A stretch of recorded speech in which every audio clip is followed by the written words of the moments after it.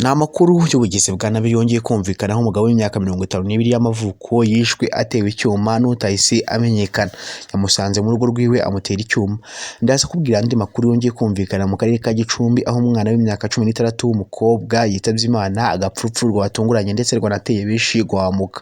Umugabo wari utuye mu Rwanda afite imyaka 35 ukeka ko yari konseye mu karere ka Gisagara, ubwo nyine mu karere ka Gisagara ukeka ko yarakoze jenoside yakorewe abatutsi yafatiwe muri Leta Zunze Ubumwe za Amerika aho amaze imyaka 20 ahatuye ndetse anahawe green card. Ibyo ngibyo bikajya bijya guturika ngo yasabye ubwenegihugu bwa Leta Zunze Ubumwe za Amerika kugira ngo abe umuturage wemewe n'amategeko ahishira ibyaha yakoze mu mwaka w'1994. Ni amakuru ngiye kugezaho kuri Kidasamura Movie. Niba bwa mbere ugeze ko n'umuyoboro kandi subscribe kandi ukunze bizajya bigufasha kubona amakuru yacu ya buri munsi dukomeza kugukora kandi tunakugezaho gatanu ku kandi.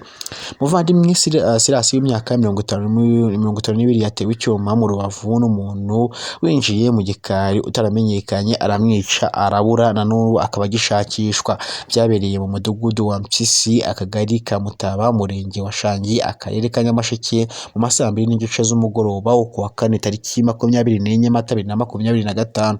Umugabo watandukanye n'umugore we mukuru babyaranye abana 7 bose babana nyina mu mujyi wa Kigali. Yari amaranye ukwezi n'igice n'umugore wa kabiri yarateye inda bafitanye uruhinja rw'ukwezi n'igice. Mu kiganiro yahaye Imvaho Nshya uwo mugore witwa Nyirabashimimana Teresa y'imyaka 40 yavuze ko ari inshuro ya kabiri bagerageza kwica uriya mugabo kuko ngo kuwa mbere w'iki cyumweru tariki 21 Mata 2025 yatashye mu saa 9 z'umugoroba agikingura urugi rwo ku irembo yinjiye ahura n'umuntu agira ngo ni umuhungu wanjye natahanye tubana w'imyaka 13 uri gukina na mugenzi we duturanye. Avuga ko yabonye atari we abona ahubwo ari umuntu wamuteze. Uwo muntu wamuteze arikanga ariruka. Umugabo ahamagara umugore ataka, umugore asusohoka amutabaye yumva umuntu arirutse baramubura. Ati twibwiye ko ari igisambo cyari cyaje kutwiba imyumbati yari iri mu gikari kiducitse twibwira ko birangiye. Bwakeye mu gitondo aho twakekaga ko cyanyuze umugabo arahubaka neza ariko ntiyaharangiza. Arakomeza ku itariki 24 Mata 2025 ubwo yari mu nzu yuhagira umwana umuhungu uri mu gikoni. Umugabo yari yicaye ku ibaraza mu gikari